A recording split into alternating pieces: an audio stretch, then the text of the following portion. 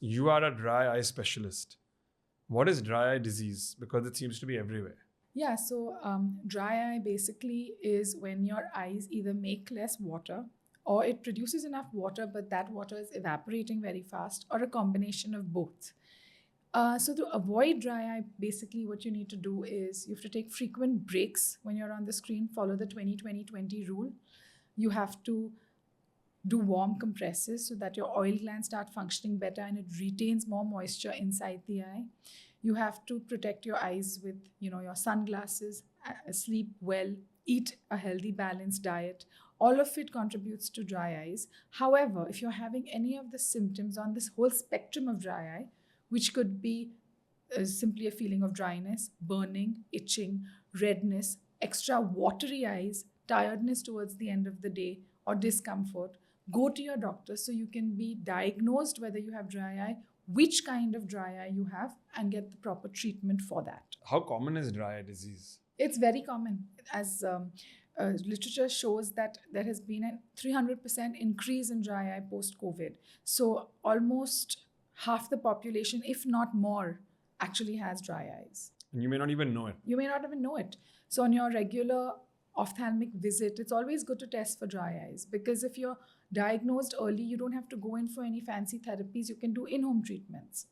And what are the early warning signs that a lot of people miss for dry eyes?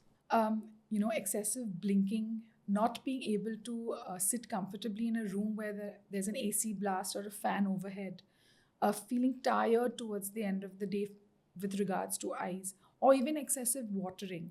See, when your eyes are pricking or burning, patients know they have dry eyes and they come immediately. But when you're feeling tired towards the end of the day or there's excessive watering, they don't think, that's not the first thing that comes to your head. They don't think they have dry eyes.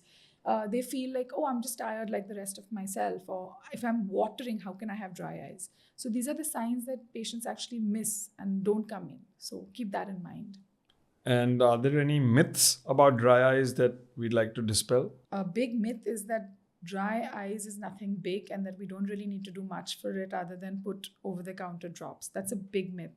Because by and large, yes, dry eyes is not going to harm you in a very major way. But if you do nothing about it, it is going to cause blurry vision. It is going to hamper your lifestyle. It's going to cause issues with surgical procedures later on.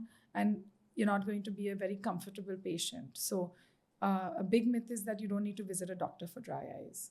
All right. When I lie down in a park and look at the sky, which I do, I used to do quite often. I don't do that. I don't do that much as I used to. I see all these little worms fighting with each other, in my eyes. You have this blue sky, and you have all these worms. And I remember the first time I saw it, I was like, "What the hell is?" You made a story in your head. Yeah. And they move, and then and they dance. And then the first time I was like, "What the hell is going on out here?" And then I realized there's something called floaters, and flashes as well. Yes. So what are these things? So what is a floater? So your eye is basically formed of a jelly, which is right in front of the retina, which is known as the vitreous. When that jelly liquefies, sometimes with age, when it liquefies, it casts a shadow on your retina, and that is perceived as a floater.